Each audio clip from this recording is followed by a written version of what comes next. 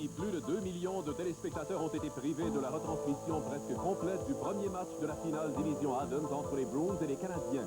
Voici les dernières images que la télévision a pu retransmettre. Les séries de la Coupe Stanley se poursuivent dans quelques instants à Radio-Canada. On se connaît depuis longtemps. À Montréal, comme presque partout au Québec, tout n'était que noirceur. Seules les lumières des voitures éclairaient les rues. Pendant ce temps, au Forum, grâce à une énorme génératrice, le match s'est poursuivi. Deuxième 20, Claude Lemieux donne les devants 3-0 aux Canadiens. Son premier but du match qui devait s'avérer le but vainqueur. Lemieux devait à nouveau marquer au cours du même engagement, portant le score 4-0. Les Bruins ont bien tenté un retour au troisième tiers avec un deuxième but. Mais Stéphane Richer, avec son 7e des séries, scellait l'issue de cette première rencontre. Les amateurs de jeux robustes ont dû demeurer sur leur appétit. Un seul combat, John Cordick contre Lyndon Byers. Claude Lemieux, Chris Chelios et Sergio Momesso ont été les étoiles de la rencontre et Brian Hayward a mérité une mention très honorable. Ce soir, en direct du Forum de Montréal, la soirée du hockey vous présente le deuxième match de la finale de la division Adams entre les Bruins de Boston et les Canadiens de Montréal. François Lemelin contre Stéphane Richer. Perd son bâton du même coup, l'arrêt avec le gant, c'est à quitter la patinoire. Maintenant, c'est Cordick, et encore une fois, c'est un bâton élevé, qui vient de coûter un 5 minutes de pénalité à Sweeney. Seul avec Lemelin, et là, Lemelin encore une fois, et par la suite, c'est Robinson. Qu'est-ce qu'il a fait, Gilles? Il est clair que les joueurs des Bruins avaient l'intention de sortir un des défenseurs des Canadiens. Un élément extrêmement important, on le sait, meilleure moyenne défensive dans la Ligue. On a vu que Lawler s'attendait au jeu de Lemay.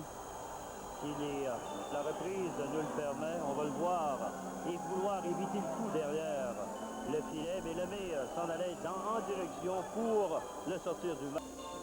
Oui, le mieux qui invite O'Reilly à venir sur la patinoire. Je pense pas que Chelios qui va s'adresser à l'arbitre Kerry Fraser. Fraser qui lui indique de retourner au vestiaire. La marque après 2 périodes de jeu est Boston 2, Canadiens 0. Cette séquence avec Cordick en tête. Il va alimenter Green, surveillé qui travaille du revers. En plus de chance. Et McPhee, très belle réception de passe. Et des joueurs à Les Canadiens sont 4e des séries contre la numéro 35. 3 years old and scored for the series, scored by number 35. On a vu la belle persistance de John Cordick aussi là-dessus, Gilles. Wesley à la droite de Régent Lemelin. C'est Cordick qui a pu sortir derrière le filet pour alimenter le Green. Il nous complétait le jeu, mais quel effort de Strudman, qui avait commencé dans son territoire avec Wally Flett.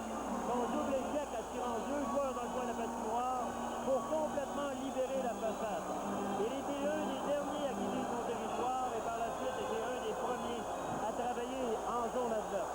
Il a eu son jeu attirant 2 joueurs du même côté qui libèrent totalement la façade du filet. Les 2 joueurs, Gilles, c'était Clozac et Burridge. Oui. Remarquable effort de Brian. On va revoir le poteau de Walter, Gilles. Avec 11 secondes, la rondelle qui vient toucher le poteau à la droite de Lemelin. Bon tir de Ryan Walter. Eh bien, Jean Perron a demandé un temps d'arrêt. Mesdames et messieurs, voici maintenant les 3 étoiles Molson du match de ce soir, telles que choisies par M. Red Fisher de la Gazette.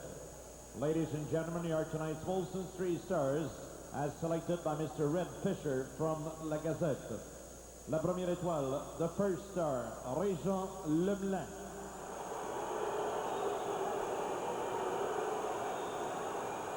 La deuxième étoile, the second star, Mo Lemay. Et la troisième étoile, the third star, John Cordick.